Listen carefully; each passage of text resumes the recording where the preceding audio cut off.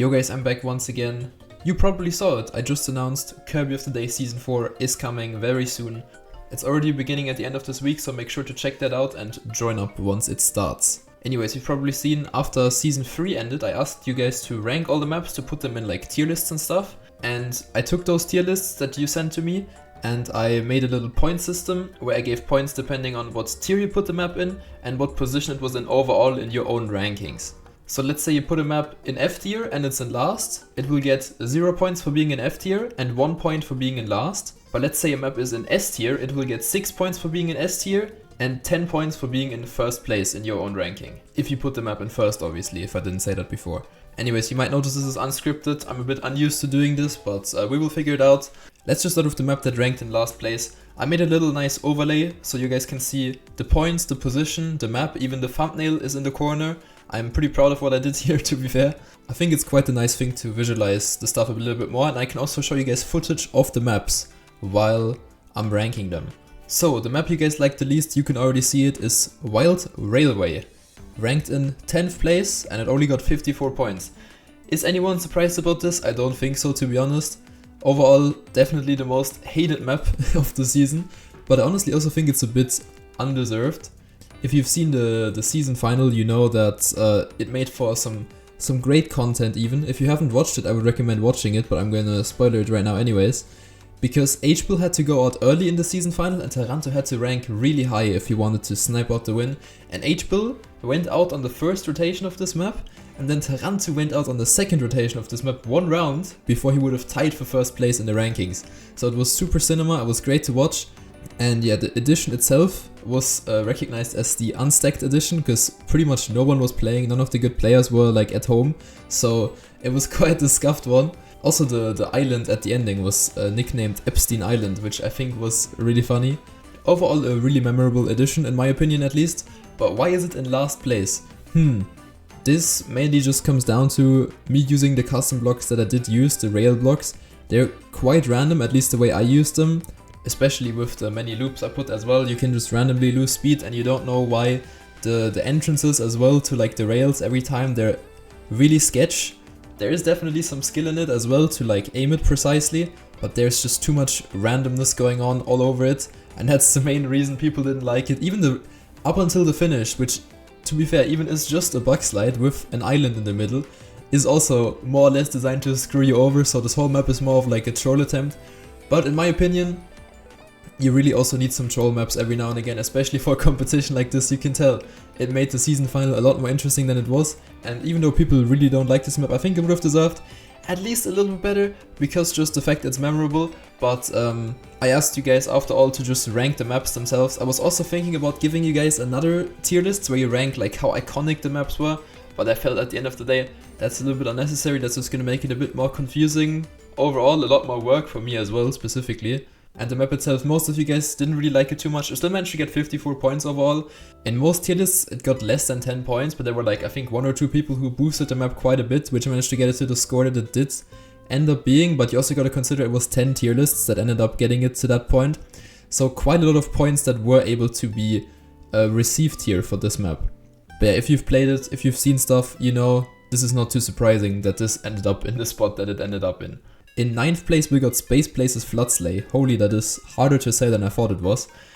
Overall I managed to get 60 points, which is just a little bit more than the railway map. This could have, all things considered, definitely ended up in last place, but you guys decided this was better, you liked it more, which I'm not too surprised about after all. It's got similar issues, all things considered. I mean, think about it, like those plastic rails and bobsleigh, not too different if you think about it. You really just gotta keep as much speed as you can, try to snowball it through the entire map. And this map also featured random slowdowns because, as you can see right now, it features a lot of underwater bobsleigh sections. But even the reactor sometimes is not enough to keep you on the ice, so sometimes you just start flying and lose a bunch of time, and because you're underwater, you lose even more time than if it was just normal air time. The map also got a nice little risky way at the ending where you can go above the water and keep more speed. I think that's one of the main reasons this map managed to beat the railway map, to be honest. Just little things to keep it more interesting. And obviously we can also touch on the edition a little bit, what happened there. It was an absolutely cinema edition to watch. We had just crazy things happen, like all the way throughout the knockouts. Then at the end, Space managed to get into the final, someone who's played forever and has somehow never won an edition. He got really close here, but Archie managed to deny it at the end of the day. Pretty sad. But then we got a funny little story drop with Frank at the ending as well, why he went out. If you know, you know. Overall, really enjoyed hosting it again. Nothing too interesting happened here on the season final, but I'm not too surprised. At the end of the day, this is probably the best the underwater bobsleigh map could have done, to be honest. Now in 8th place with 64 points, so really barely ahead again, we got map 53 being Counterfeit, which is the only map currently in Kirby of the Day that is used to new vistas, and it might stay the only one for a little bit, to be fair. This map is one of the last maps I made for the season, because I really thought when the new vistas were introduced they were going to be like a bit bigger than they are, to be fair. So I thought I can't really miss out on the new vistas for my Kirby of the Day tournament, which is happening right as they release, right?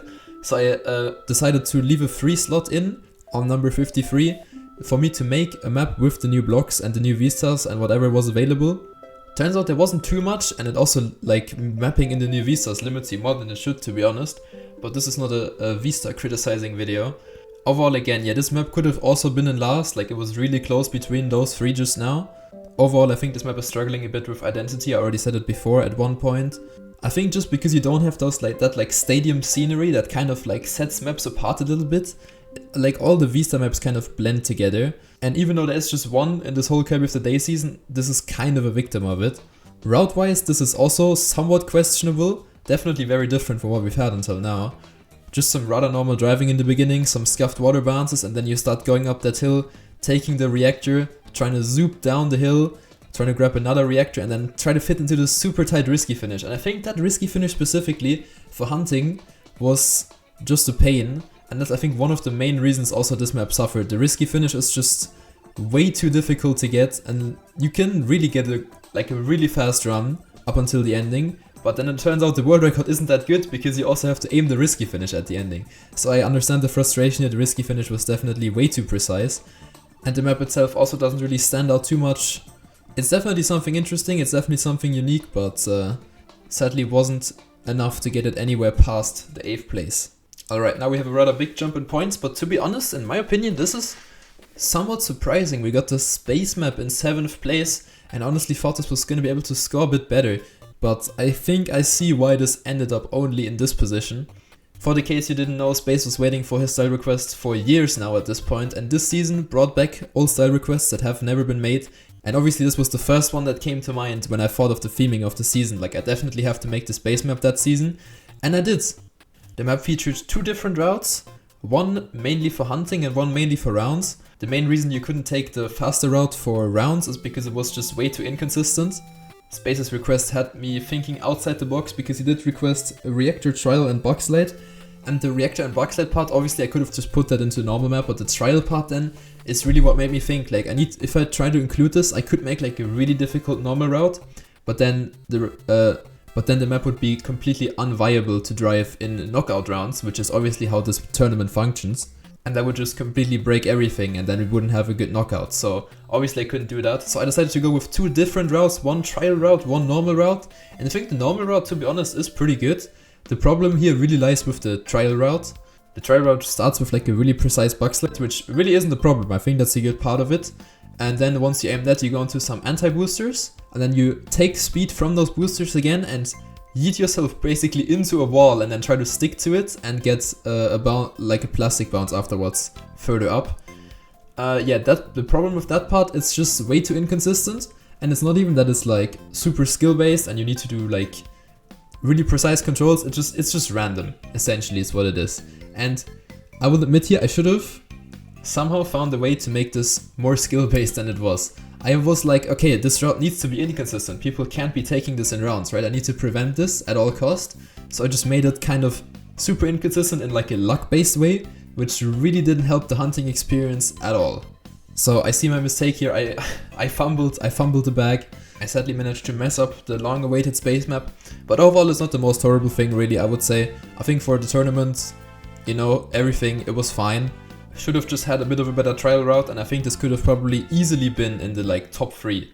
But alright, 11 points ahead of this, we got the Nostalgia map this season. Really not too much to say about the Nostalgia map, to be honest. If you don't know what it is, it kind of just combines all maps that were part of the season. And Obviously you would expect that to kind of rank in the middle somewhere, and yeah, here it is in 6th place. Not too unexpected, all things considered. This map really just suffers from the bad maps, which we've just talked about pretty much. Because we got a bobsleigh part, we got a rail part, and all of that can just screw you over for no reason. But yeah, for the case you haven't heard it, this is actually gonna be the last nostalgia map in Kirby of the Day for a while. I decided to get rid of these because I realized I'm not really excited to make these pretty much at all. It's always just like an interesting experience to have to combine like multiple ideas into just one map, but at the end of the day it's really nothing too difficult, and also yeah, it just ends up being really long maps all the time, and they don't get to feature like new ideas, right? And yeah, to be honest, I don't think too many people are gonna be sad about this, that those are gone. I just really enjoy having another free slot in those 10 maps of a Kirby of the Day season where I can just now do whatever I want with them, instead of having to repeat all the stuff I've already done. And to be fair, having the nostalgia map right before the season final is also kind of stupid now with the new concept, because then you just start playing the old maps for the last 2 weeks of the tournament and then nothing else. So yeah, it's kind of stupid, but yeah, this is gonna be fixed for the next season. Anyways, now I didn't even talk about the map. The map itself, yeah, it really just combines all the other maps. I don't really know what to say about this. It's probably a bit more random than it should be, obviously. But it also has some interesting parts. I like how, for example, implemented the Vectrans map, the Uber map. It doesn't have Uber here, don't worry about it. But yeah, instead it's just some nice skill-based driving, like a small bug slide if you want to take a risky route. Maybe I should also mention the Cheap Thrills part. That had a funny little rock bounce into a bug slide you could do, which wasn't even stupidly inconsistent, so I think I kind of cooked with that. But then obviously the rail part comes up afterwards, and the setup for the AO8 is also really scuffed.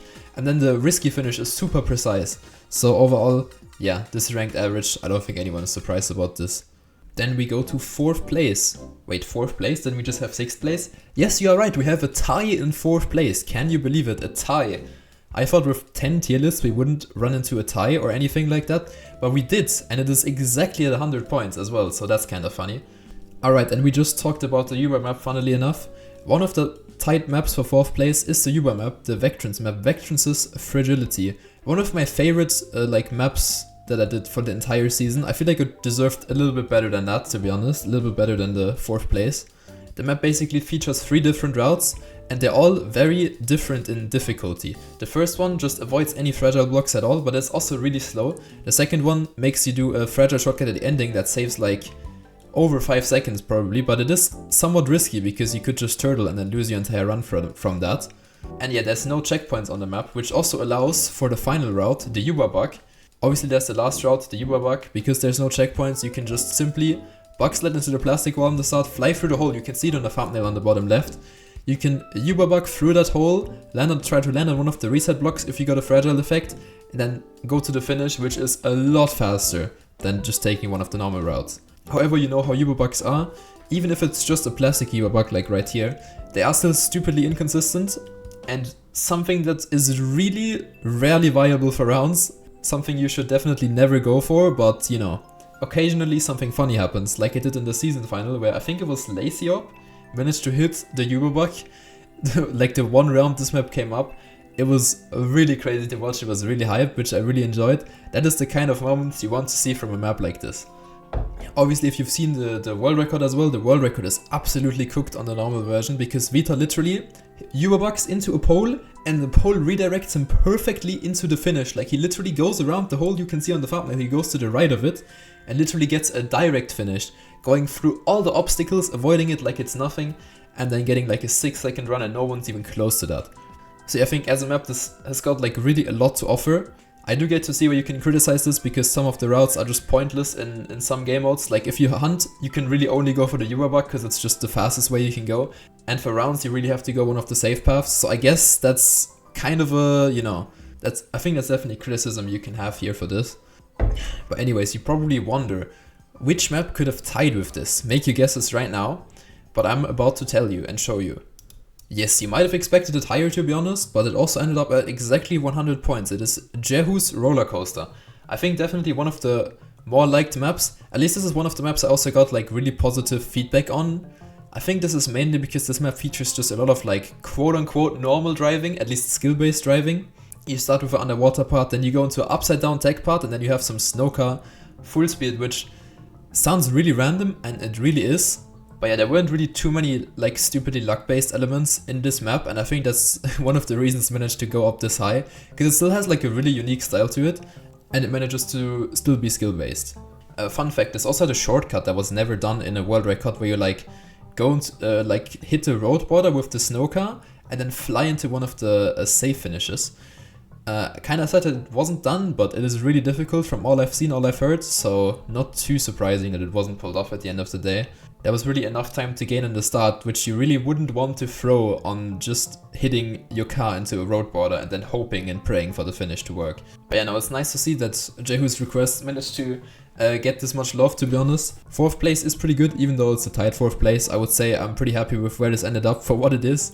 Next time I only gotta try harder with the camera management, because spectating this on the upside down part was absolutely horrible. Either way, we are about to be in the top 3. And I will say, actually 2 out of the top 3 maps surprised me that I even managed to get here in the first place. We got in 3rd place the water slide map. I am so surprised about this. I think this is probably tied with my most surprised ranking with 2nd place. Usually, I'm so used to get bad feedback for water slide maps, and I feel like it was the same with this originally, because water slide is just, as a style, it's just super random at times, because you really just have to hit those like plastic walls as well as possible to keep as much speed as you can, which makes the hunting just like really like a brain rot experience, to be honest, because you just do the same thing over and over again, hoping for a different result. Somehow this is in 3rd place. Yeah, I feel like this has kind of gotten more iconic than I thought it was ever gonna be. I feel like people like Ducky, for example, really enjoyed this map at the end of the day, and it's really not a bad map. It's not like a stupidly built water slide, it's actually kind of like a calculated water slide. The only thing here is still what I just said, like you still just randomly lose or gain time in parts, and sometimes you just fly out the map doing the same thing you did before, and yeah, you just have way different speeds, and obviously it's also a snowball map, to be honest. Like look at where the railway and the space place map ended up. Those were both like other snowball maps, and they ended up way below this. So yeah, I guess what I'm taking from this, water slide isn't that bad after all, and to be fair, I'm already gonna spoiler you a little bit. I did hold back on the water slide mapping quite a bit for next season, but maybe I'm gonna have to bring some of it back. It seems that it really isn't as bad as you guys sometimes say it is. Either way, I don't think anything too crazy happened on the knockout here. Actually though, just now that I think about it, Taranto drove offer time on this map in the season final. And you might say, okay, well, what does offer time mean? How fast is offer time? I always hunt offer times for these Kirby of the Day maps, for the case you didn't know. And this one specifically was one of the harder offer times, I would say, throughout the whole season. And Taranto drove it during the season final. And obviously he had the skill set, he played the map a lot for hunting. But then for the season final, all the stars aligned somehow. I can't believe it still to this point that he managed to get offer time there. Absolutely lucky. But yeah, also the world record here was still improvable by a lot. That is just a victim of how water slide works. There's always some place where you could gain some more time still. But yeah, I am surprised that this is that high up. I definitely gotta get cooking some more water slides, I guess, for you guys. But it's probably gonna be a little bit until you see that. Even though I'm sure there's some people watching this right now that are really happy that I just said that. Alright, after we somehow had the water slide in 3rd, we have the Ducky's map in 2nd. The Ducky AO8 map in 2nd place, bro. 111 points. It's really just barely ahead of the last map. But still, in 2nd place, I'm surprised about this. To be fair, I think H-Bill, for example, after the knockout told me this is the best map of the whole season. And how do you even compare an AO8 map to all the other maps that I made that season? How do you compare an AO8 to all the other maps? I was really struggling to see it, to be honest, because really what I did, like effort-wise, this was probably one of the least hard maps to make. Even though I put the whole pixel art, as you can see, like it really didn't take that much work. But yeah, Ducky wanted a AO8 with all, like, literally all different styles, so I just put a bunch of different blocks, and people seem to like it.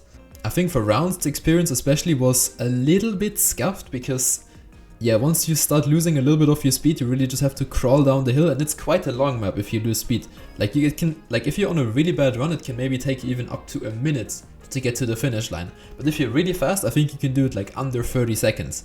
So I was really struggling to balance like how long should the map really be, because I wanted like the fast times to still not be like super short. I didn't want the fast times to be like 20 seconds. But then, you know, it ended up making the rounds times super long sometimes. And yeah, obviously you got AO8s. There's definitely a lot of skill in AO8 maps in general. And I think this one is no exception, because, you know, you can obviously control the lines you take and stuff like that. But at the end of the day, you never have full control of what your run is going to be, so you always need a little bit of luck to make it down the hill as fast as you can.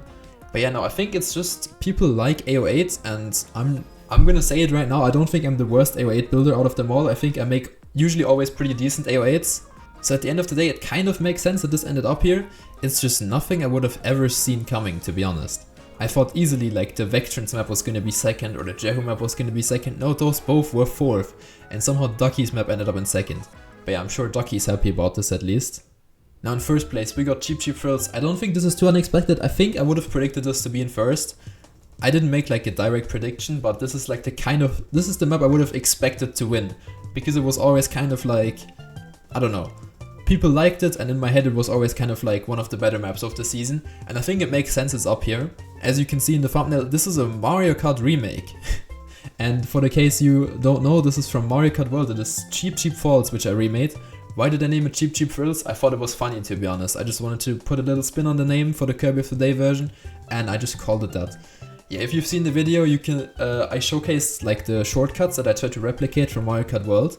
And in Mario Kart World, on so many tracks, but also especially on this track, you have so many options, so many routes you can go. You can go like a faster route somewhere, a slow route somewhere, and you know, Mario Kart especially, it's important because in the new game even you have 24 players, so you need to try to stay away from people at all times. You need to try to take different strategies to them to not like get hit off by someone. And you know, Trackmania is a very different game. You don't have collisions here most of the times if you're playing normally. But it's still very interesting just for like a time attack perspective to have those different options, to be able to go those different paths, right? And then see how they pay off, how consistent are they, especially for knockouts. I think that's really what carried the map, just the amount of options in routes you had. Like every time I think of this, I think of what Yatro did, for example. Yatro, to be fair, isn't good for a lot of things, but on this map specifically, he went like a different route in the knockouts. He took a route that no one else took. So what he did, I think, was instead of taking just like PFing basically and taking the plastic bounce to go over the huge hill in the middle, what he did is he took like I'm gonna call it the Tarzan path, where you go to the left, there's a little bit of extended road, and then you take a bumper, and then you go like to the side of the hill, which is kind of how the Mario Kart World like fastest line works, because you can't just bounce over it and collect a bunch of speed before it, obviously. So he throughout the knockout had a different line, and even used it at the season final later as well. And it managed to keep him in, I think, all of those times. And he managed to go pretty far in the knockout, I think, on the main map as well. So that's just one of those things again. Like it's just a really like memorable map theming wise, mainly because I just stole that from Mario Kart. But I think I also did like a pretty decent job at replicating a bunch of those like a bunch of the like buildings and stuff you might just remember from the game. I think that combined with the amount of options and routes you had is just really what carried this map. But yeah, to be fair, I was a bit skeptical of bringing like Mario Kart remakes into Kirby of the Day. I didn't know if it was gonna work too well, but this is really good for me because it shows, you know, Mario Kart maps can translate perfectly into a map for like a fun little tournament like I'm doing right here. And I am bringing more to you guys for next season, so stay tuned for that. There's gonna be, I'm already spoiling it, there's gonna be 2 Mario Kart remakes next season, and they're both gonna be quite different in how they work. I did think outside the box more with especially one of those, but you will see, it's coming soon enough. You really don't have to wait too long, to be fair. But it's just really fun to take 2 games that I really like Mario Kart World for example, or just the Mario Kart series in general really has just great games in my opinion. And I really got into playing like Mario Kart more competitively recently. If you're not into that at all, it sounds stupid, but there's actually quite a big competitive scene for Mario Kart. And yeah, it's been really fun, and getting to combine that with like what I like to do, like mapping in Trackmania. Just remaking a map from Mario Kart into this, and then having it work so well, and also being the most liked map of the whole season. It just makes me happy, you know? It's just something that is so cool. But yeah, also, obviously, it's not only sunshine and rainbows. Not everyone really liked this map, obviously. It just ended up being the most liked map overall. I think one of the main criticism was some of the 3 placements at the ending, which I will blame on Editor++. If you know, you know. You can randomize the vegetation, the trees, and I used that. I could have removed them, but we ignored that. It was Editor++ fault. Anyways, yeah, I think one of the trees was in the way for the fastest line or for the bug sled or something for the ending. But yeah, there was like, I think the ending line was completely changed at the ending for the world record anyways. Like we used to go way more, like we used to go inside of the hut at the ending for the box slide as the fastest line. But then people found out like you can go wider and go like through the hut, and then you carry more speed into the last straight as well. And turns out that is faster. Anyways, yeah, just a lot going on this map, which yeah, that just kind of carried it into first place. But yeah, anyways, I've yapped now for 40 minutes on my recording. Hopefully the video is gonna be not much more than like 20 minutes. I will leave you guys now, I will head out. I will have lots of fun editing this, I'm sure. But yeah, I'm hoping to make another one of those videos for next season as well. So yeah, I will see you guys with everything related to next season really soon. And I hope you guys join up for one of these. And then obviously at the end also submit some more tier lists for me, so I know how much you guys like the maps. Anyways, enough yapping. I really gotta end this now. I'll see you guys.